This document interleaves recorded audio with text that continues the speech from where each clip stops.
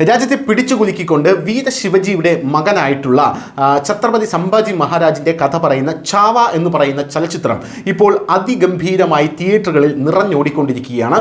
ധാരാളം ആൾക്കാരാണ് ഛാവ കാണാനായിട്ട് എത്തുന്നത്. വലിയ പ്രൊമോഷനൊന്നും ഇല്ലാതെയാണ് സിനിമ ഇറങ്ങിയതെങ്കിൽ പോലും ഇപ്പോൾ ആ സിനിമ പല സംസ്ഥാനങ്ങളിലും നികുതി അടക്കം ഒഴിവാക്കിക്കൊണ്ട് പ്രദർശിപ്പിക്കുന്ന ഒരു രീതിയാണ്. സർക്കാർ തന്നെ അത് പ്രദർശിപ്പിക്കുന്ന ഒരു രീതിയാണ്, നികുതി ഒഴിവാക്കി കൊടുക്കുന്ന രീതിയാണ് നമുക്ക് കാണാനായിട്ട് സാധിക്കുന്നത്.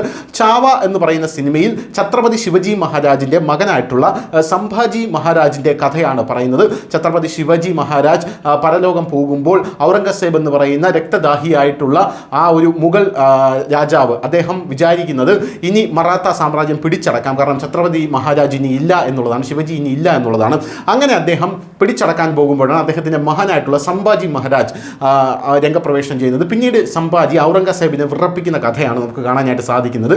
ഈ കഥ പറയുന്ന ഒരു ചിത്രമാണ് ഛാവ എന്ന് പറയുന്നത് സംഭാജി മഹാരാജിൻ്റെ. എന്നാൽ ഇപ്പോൾ ഇത് രാഷ്ട്രീയമായിട്ട് വരെ പല വിവാദങ്ങൾക്കും തിരികൊളുത്തിയിട്ടുണ്ട് എന്നുള്ളതാണ് മറ്റൊരു കാര്യം. ഇപ്പോൾ വരുന്ന റിപ്പോർട്ടുകൾ അനുസരിച്ച് ഈ സംഭാജി മഹാരാജിനെ കുറിച്ച് വിക്കിപീഡിയയിൽ വളരെ മ്ലേച്ഛകരമായിട്ടുള്ള കാര്യങ്ങളാണ് എഴുതി വെച്ചിരിക്കുന്നതെന്നും ചരിത്രത്തോട് ഒട്ടും തന്നെ നീതി പുലർത്താത്ത വസ്തുതാപരമല്ലാത്ത കാര്യങ്ങളാണ് വിക്കിപീഡിയയിൽ എഴുതി ചേർത്തിരിക്കുന്നത് എന്നുമാണ് ലഭിക്കുന്ന വിവരങ്ങൾ. അതുകൊണ്ട് തന്നെ വിക്കിപീഡിയയ്ക്ക് ഇപ്പോൾ അവസാന താക്കീത് അന്ത്യശാസനവുമായി രംഗത്തെത്തിയിരിക്കുന്നത് മഹാരാഷ്ട്രയിലെ മുഖ്യമന്ത്രിയായിട്ടുള്ള ദേവേന്ദ്ര ഫഡ്നാവിസ് ആണ്.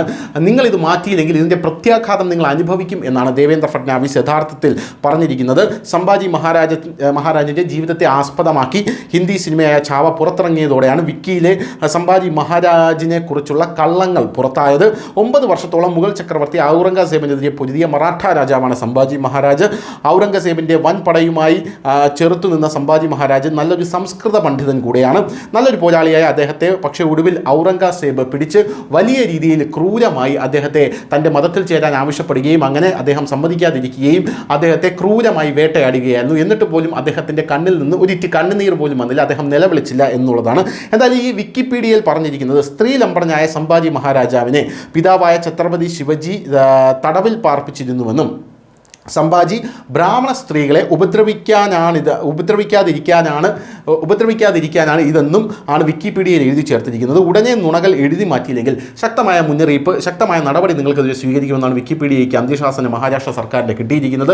എന്തായാലും ഈ ഛത്രപതി ശിവജി മഹാരാജിനെ കുറിച്ചുള്ള ഈ കഥകൾ പുറത്തു വന്നതോടുകൂടി അദ്ദേഹത്തിൻ്റെ മകൻ്റെ സംഭാജിയുടെ ഈ കഥകൾ പുറത്തു വന്നതോടുകൂടി വലിയ രീതിയിൽ ആ സിനിമയ്ക്കെതിരെ വലിയ വിമർശനങ്ങളും ഉടലെടുത്തിട്ടുണ്ട് എന്നുള്ളതാണ് മറ്റൊരു പ്രധാനപ്പെട്ട കാര്യം.